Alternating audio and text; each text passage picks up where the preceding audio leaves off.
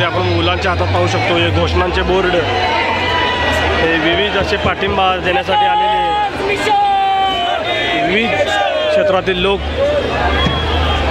आणि या ठिकाणी ठोंबरे ताईंचं आगमन झालेलं आहे।